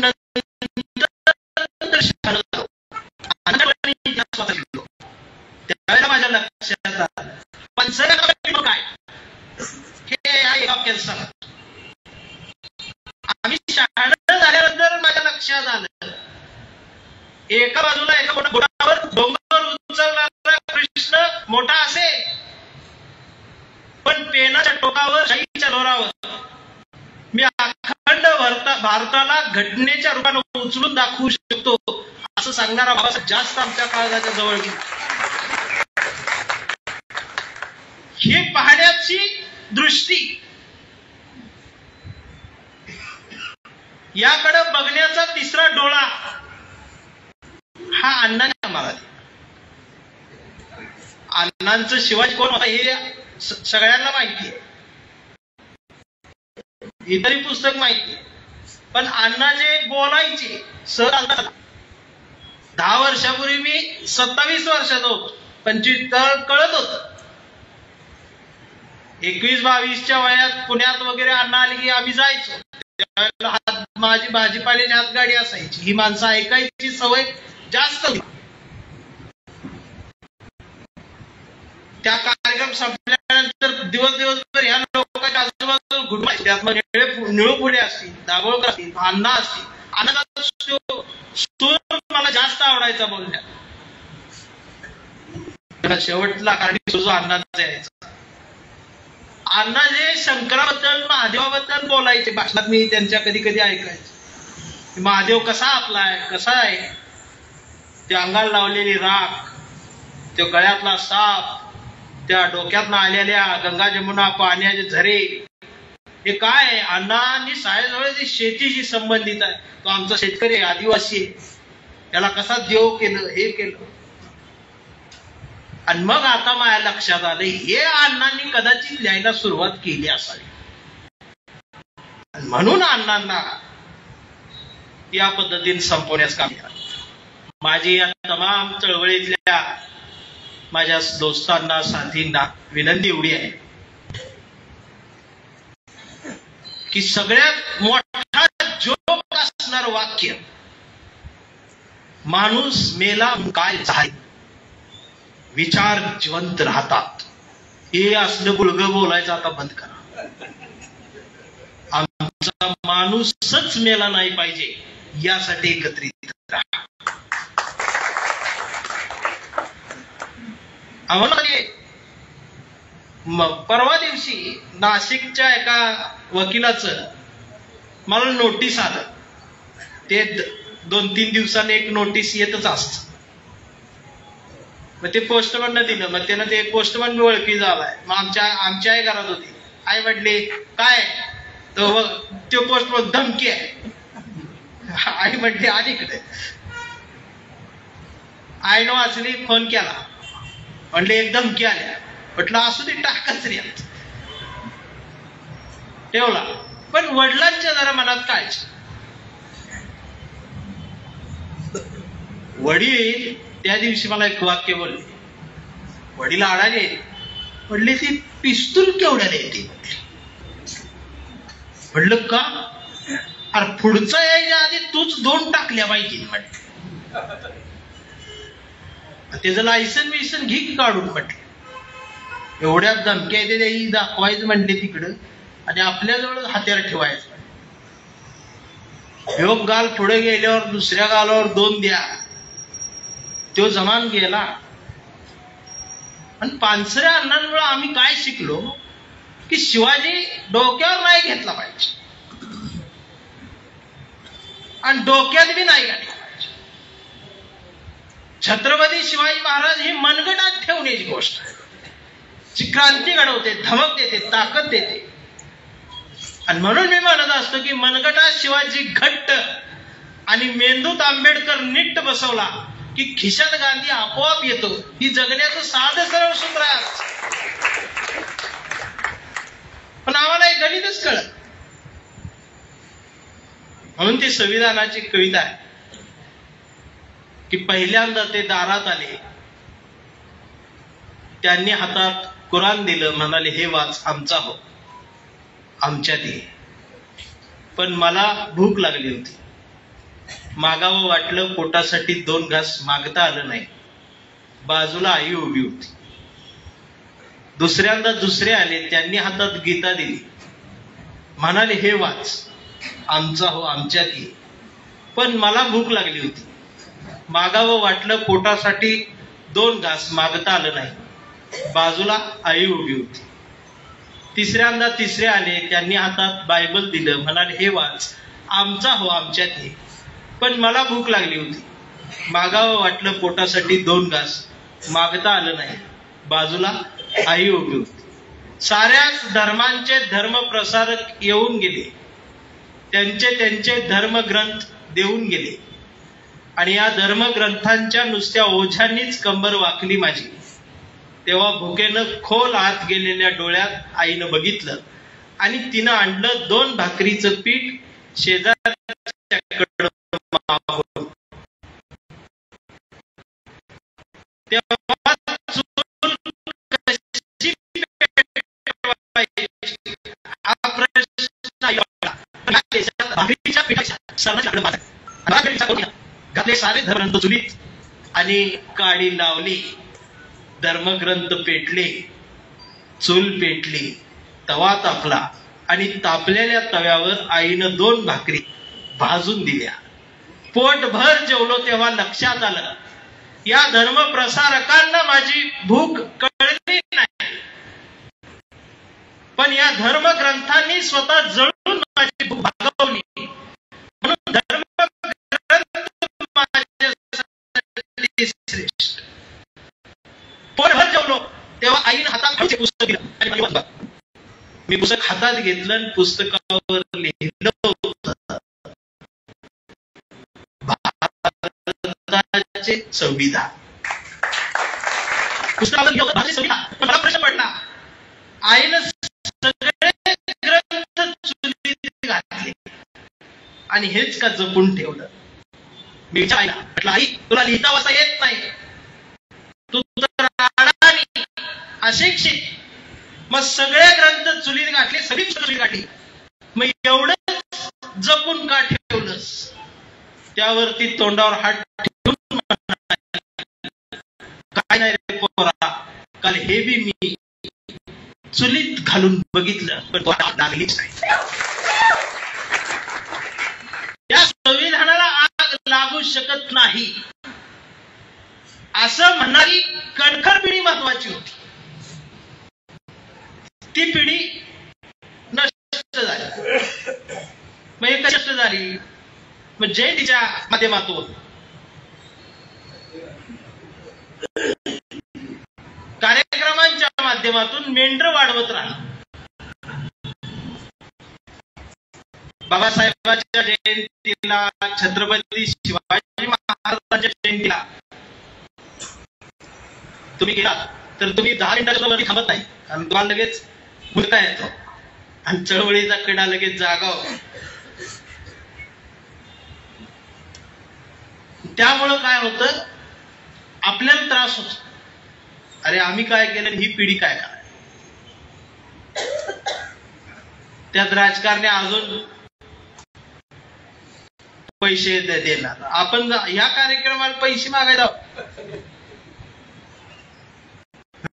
अण्णांबद्दल आम्हाला सहानुभूती आहे बरं का, ती जरा योजनेत बसत नाही. डीजे बरोबर योजनेत गोष्टी. पैलवान व्हायचं बंद झाले. आता ती काय मुंगसा आणि वेगळंच दिसायला लागलंय. मला प्रश्न पडायला लागले, पिढी बरबाद कशी केली जाते. आणि एवढी पिढी त्याला काय बोलायचं. यामुळे कार्यकर्ता हरवला. पण जेव्हा आहे तो 100ला भारी आहे. जो आहे तो 100ला भारी आहे. म्हणून पुरोगामी चळवळीतल्या कार्यकर्त्याची कविता आहे, जे ऐकण्यासाठी काही माझे मित्र आलेले. तशी एक चिठ्ठी पण आल्या. खरं तर ज्या वयात यायला पाहिजे होत्या त्यावेळेला त्या आल्या नाही आणि त्या घ्यायला बी आमच्याकडे टाइम नव्हता, कारण नको त्या वयात अण्णा आमच्या जवळ आला. पण खरं सांगतो, अण्णा त्या वेळेत जवळ आले म्हणून आम्हाला आज आयुष्य जगण्याचा अभिमान वाटतो. आम्ही मेंढरांच्या गर्दीत नाही, आम्ही माणसांच्या गर्दीत आहोत, याचं मनाला कुठंतरी समाधान वाटतं. म्हणून अशा पुरोगामी कार्यकर्त्याची काय अवस्था होत राहते आणि शेवटी तो या सगळ्यात कसा टिकून राहतो, त्याची कविता आमचा कांबळे नावाची. आणि त्यानंतर या चिठ्ठीला न्याय देण्याचा प्रयत्न. खरं तर तुम्ही चिठ्ठी दिल्या त्या कवितेवर 5 नोटीस आहे द्या.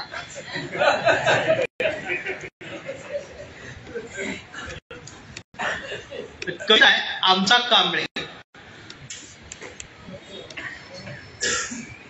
कविता नीट ऐकायची, म्हणजे त्याला काय कविता ऐकायला नियम नसतो. तुम्ही समीक्षकच पाहिजे, हे पाहिजे. मला एक काल काहीतरी कोणीतरी पाठवलं होतं त्या मोबाईलवर की मला भूक लागली आहे मॅडम, असं एका विद्यार्थ्यानं कागदावर लिहिलं. त्यांनी ते मॅडमला दाखवलं. ते मॅडम ते वाचलं आणि त्याच्या खाली लिहिलं, मध्ये पहिला उकार नसतो, दुसरा उकार असतो. लागली आहे मध्ये ही दुसरी वेलांटी असते, ती पहिली असते. तिने ती वाक्य चुकल्यानं दुरुस्त करून दिलं की हे असं लिहायचं. परत ती चिठ्ठी घेऊन त्या आईकडे गेला. त्या आईनं वाचलं, आईनं पटकन त्याला भाकरी दिली. त्यामुळं रसिक 2 असतात, एक समीक्षक असतो आणि आईच्या भावनेतनं बघत असतो. मला वाटते तुम्ही सगळ्यांनी आमच्याकडे, रणजितकडे आणि माझ्याकडे आईच्या भावनेतनच बघताय. पण मी समीक्षकाची वाट बघतोय, कारण मी त्याला अशीच एक कविता लिहून देणार आहे आणि त्यानं फक्त माझ्या चुका काढाव्या. मी आईकडे जाण्यात येळ वाया घालवणार नाही, त्याला तिथल्या तिथंच सरळ करणार आहे. या समीक्षकांच्या नजरेतून आम्ही कायम सुटलोय. अण्णाभाऊ साठे सुद्धा सुटले हो कांबरे. याच कोल्हापुरातला किस्सा आहे ना, ते प्राचार्य भोसले साहेब मित्र होते, इथंच म्हणले त्या देशपांडेबाईला मी दिसलो नाही का म्हणले 35 वर, एवढ्या मोठ्या कादंबऱ्या कथा लिहिलेल्या माणूस दिसणार आहे म्हणले, किती मोठं चोकांतिक आहे. भोसले सरांनी ते लिहून ठेवले. आणि आताचे जे साहित्यिक हे झाले, साहित्य संमेलनाचे अध्यक्ष, त्यांचं मला परवा वाजलं बघा मीडियावर वाजलं, पण माझंच डपडं लय जोरात वाजलं. साहित्य संमेलनाचा अध्यक्ष केलंय तुम्ही क्लास 1, आणि तो माणूस म्हणतोय की आम्हाला कमी बुद्धी असते, बुद्धीच्या लोकांच्या हाताखाली काम करावं लागलं.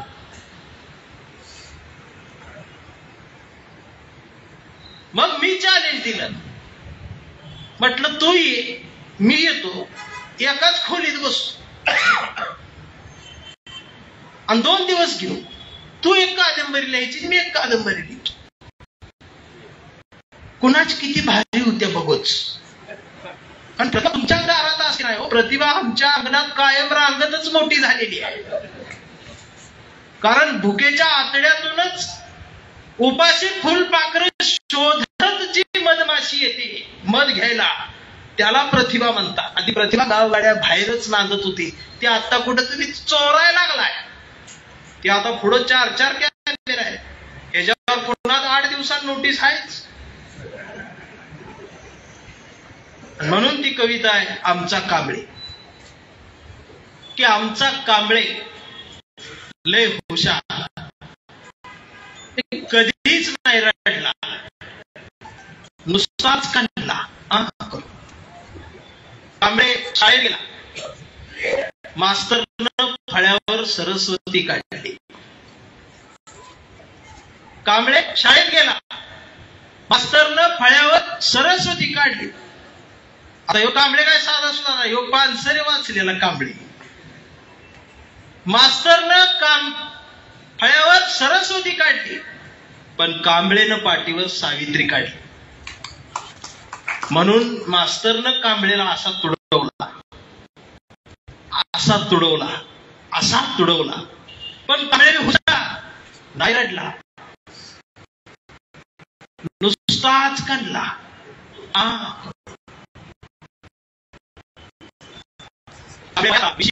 मिशीत आला कांबळे पडला. तिनं विचारली त्याची जात, कांबळे म्हणाला वेडे मी माणूस,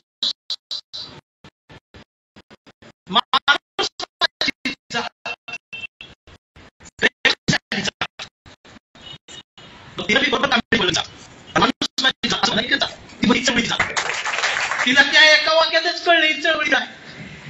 आणि मग तिनं बी कांबळेला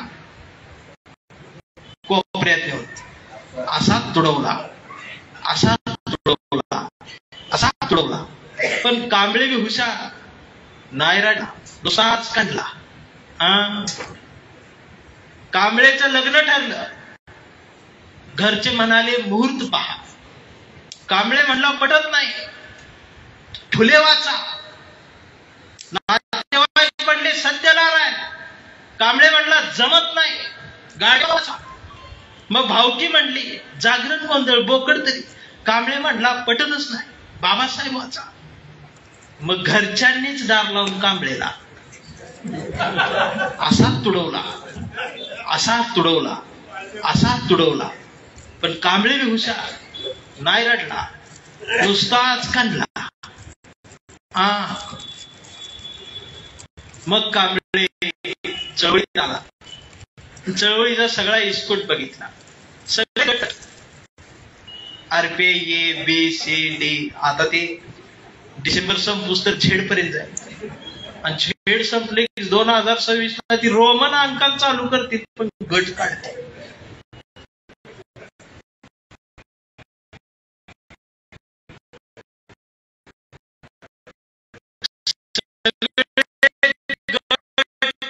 बघून कांबळे वाटलं. कांबळे सगळ्यांना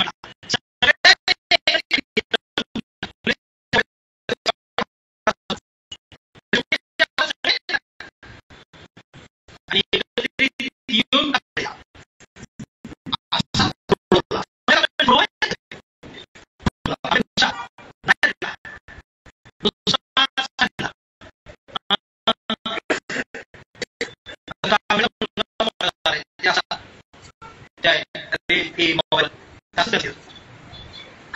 फॉलो करा.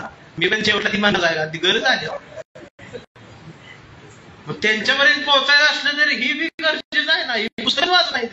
मग रणजितनं त्याची शायरी त्या इंस्टाग्राम बघत असतो आणि मागाशी भेटलं तेव्हा मला म्हटला तुमचं 17,000 फॉलोअर्स आहेत म्हटला. मला कळलं तेव्हा मला म्हटलं याला पैसे मिळत्या. आता मी उद्या त्या मागे लागणार आहे. आम्हाला माहितच नाही. अरे परवा एक जण पोरगी माझ्याकडे येऊन मला म्हटली नितीन दादा माझं फेसबुकला 15,000 फॉलोअर्स आहे आणि म्हणून तिचा मी सत्कार केला आणि मला आज कळलं त्यापेक्षा किती मोठी माणसं आहे.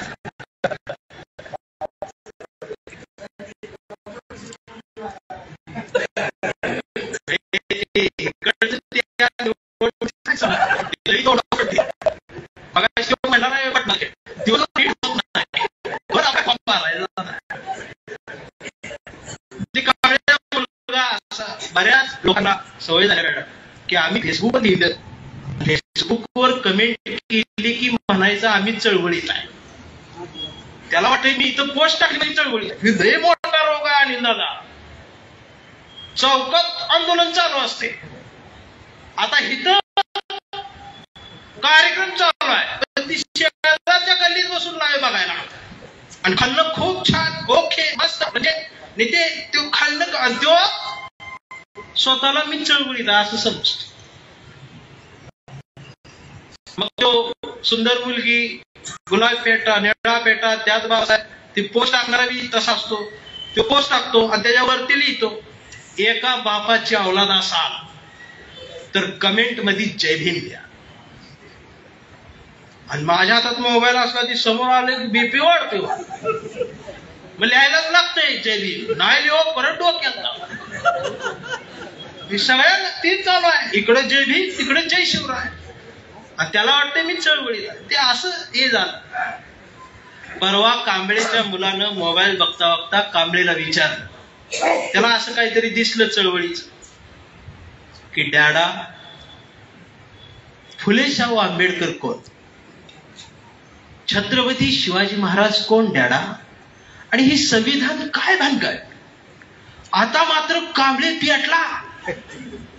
गावभर पेरलं आणि घरातच नाही उगवलं आणि त्यानं दार लावून पोराला असा तुडवला. पण चिरंजीव कांबळे हुशार. तो 2दा काढला करून मग याच्या लक्षात आलं DNA मधनं ही डबल गेलं. विचार ही पुस्तकातूनच जात असतात. आणि आता कांबळे वेळा झालाय. वेड्यांच्या दवाखान्यात असतो.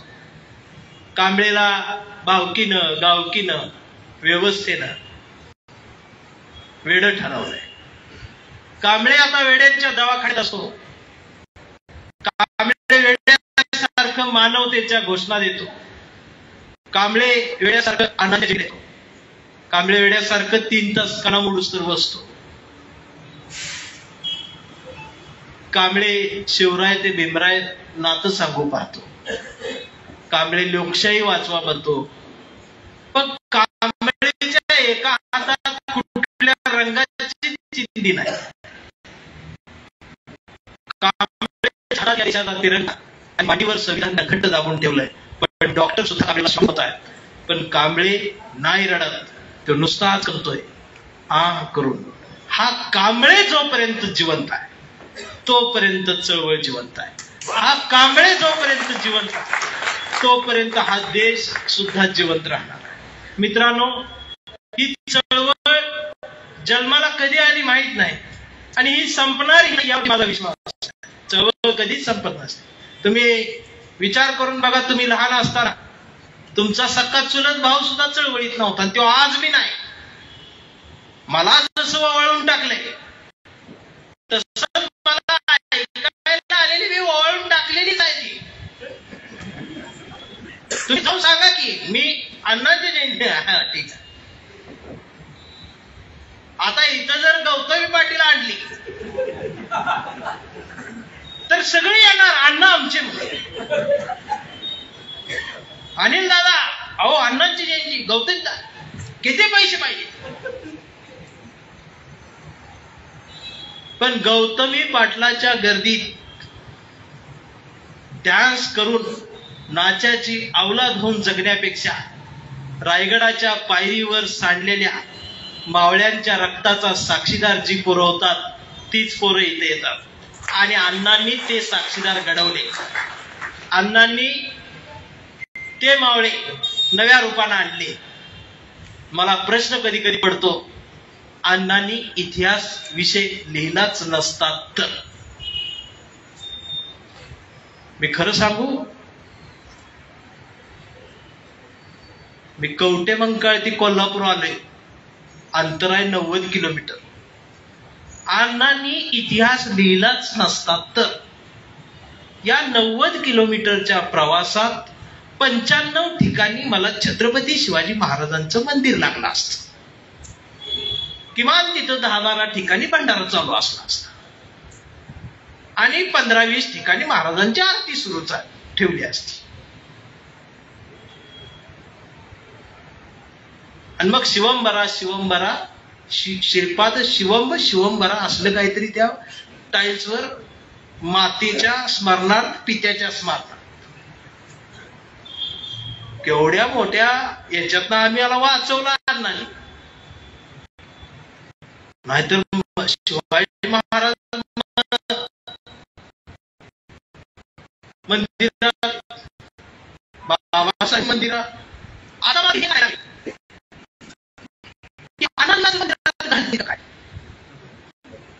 हे जर जोरात चालू केलं आम्ही काय घेतलं का ती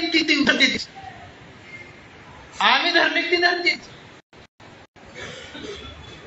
पण मी खरं सांगा, ही सगळे मोकळे झालेले ते मेंदू आहे, त्यांच्या पाट्या कोरे आहे. जरा 30-35 आली की यांना बरोबर कळतं खरं काय. पण यांचा आयुष्यात एवढा मोठा काळ वाया जातो याचा आम्हाला वाईट वाटतं. हल्लीच कार्यकर्ते काय आहे त्याची कविता मला चिठ्ठ्या आल्या. कविता राजकीय आहे, तशी या विचार माणसाशी ती काय जुळती मिळती नाही.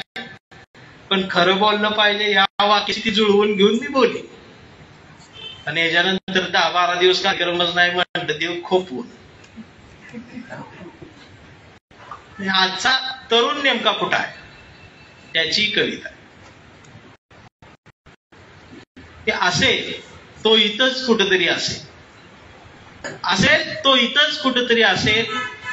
सकाळी सकाळी भोंग्यावर हनुमान चाळीसा म्हणत असेल आणि हनुमान चाळीसा म्हणता म्हणता तो कट्टर हिंदू झाला असेल तो इथंच कुठेतरी असेल. कट्टर हिंदू होऊन तो मातोश्रीवर गेला असेल आणि मातोश्रीवर हिंदुत्वाचा खेळ खेळत धनुष्यबाण घेऊन हळूच गुवाहाटीला पळाला असेल तो इथंच कुठेतरी असेल. गुवाहाटीला गेल्यावर झाडी डोंगर बघून बोला असेल, पण 50 खोके एकदम ओकेच्या घोषणा ऐकून गोंधळला असेल तो इथंच कुठंतरी असेल. तो परत आला असेल, मला धरून नेतील का, मला पकडून नेतील का, माझी चौकशी होईल का, मला अटक करतील का, या भीतीनं तो कमळाच्या फुलात लपला असेल. पण कमळाच्या पाकळ्यांनी सुद्धा आवळून आवळून त्याचा पार रस काढला असेल तो इथंच कुठेतरी असेल. प्रत्येक कडव्यात वेगवेगळे पक्ष आहेत, त्यामुळे पुढच्या कडव्यात तुमचा पक्ष, तुमचा नेता असू शकतो. आणि सगळा रस निघून गेल्यावर त्याची दाढी वाढली असेल आणि अचानक त्याला भारत दिसला असेल आणि तो भारत जोडोच्या यात्रेत सामील झाला असेल. पण इथं नेमकं चालायचं कुणासाठी, कुणापर्यंत हीच त्याला कळत असेल तो इथंच कुठेतरी असेल. शेवटी वेळ झाल्याची त्याच्या लक्षात आली असेल म्हणून तो घड्याळाजवळ आला असेल. मग इथं काकाजवळ बसायचं का पुतण्याजवळ थांबायचं हीच त्याला कळत नसेल. शेवटी मग तुतारी वाजवली असेल तो इथंच कुठेतरी असेल. आणि मग सगळ्यांनीच नाकारल्यावर तो चिडला असेल, तो पॅन्थर झाला असेल, त्याला बाबासाहेब आठवले असतील आणि मग तो हळूच RPI मध्ये गेला असेल. पण त्याच्याच अध्यक्षाच्या कविता ऐकून तो गंजला असेल आणि त्याला वंचित झाल्यासारखं वाटत असेल तो इथंच कुठेतरी असेल आणि मग तो हळूच वंचित मध्ये आला असेल. पण इथं नेमकं वंचित कोण हीच त्याला कळत नसेल असेल तो इथंच कुठेतरी असेल. आणि मग आज अण्णांच्या जयंतीला तो इन्क्लाबी कविता ऐकायला आला, कोपऱ्यात कुठेतरी बसला असेल आणि हा कार्यक्रम बघून तो निश्चितपणे माणूस बनेल, भारतीय बनेल ही शाश्वती देण्यासाठीचा हा कार्यक्रम होता. मित्रांनो, बराच वेळ घेतलाय. तुम्ही शांत चित्तानं मंत्रमुग्ध, आता मंत्रमुग्ध हा शब्द जर अण्णांसमोर म्हटला असता मी जाणून बोल मगाही सुद्धा फुल टाकून मी असं चोरून पाया पडल्यावर माझा कान वाढल्यागत वाटलं.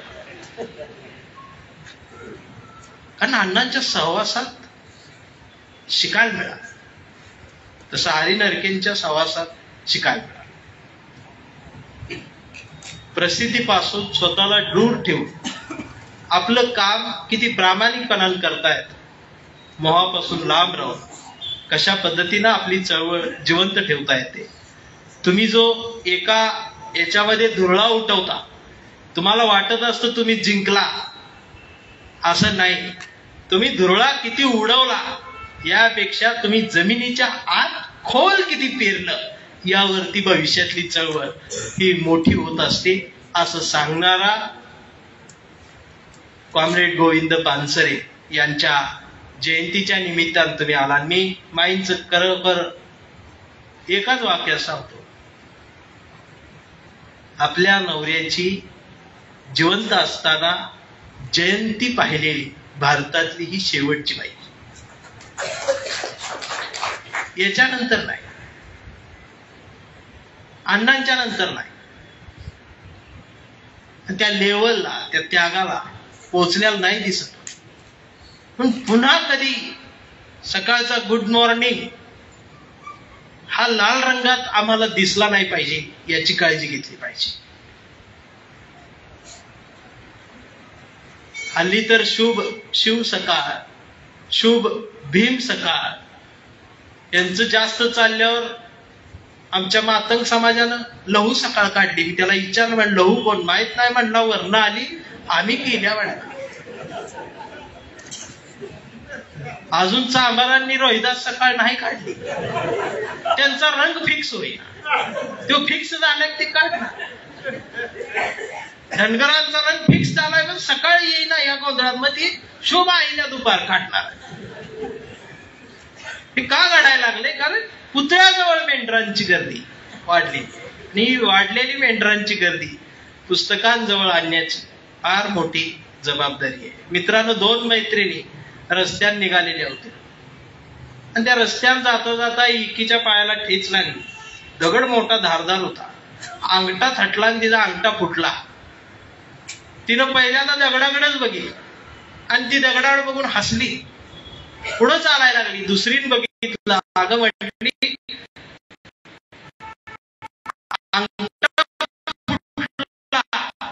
नख निघाले, एवढा मोठा लागले, म्हणाली एवढा मोठा दगड पायाला लागलाय, अंगठा आणि तू जाऊ दे कसं काय म्हणतेस. त्यावरती ती म्हणाली, अगं माहेरच्याच वाटेवरचा दगड होता, त्याचं एवढं वाईट वाटून काय घ्यायचं. माहेरच्या वाटेवरच्या दगडावर प्रेम करणाऱ्या माहेरवासिनी लेकुरवाळ्या पोरी या महाराष्ट्रात सावित्रीच्या लेकीच्या रूपात जन्माला आल्या, पण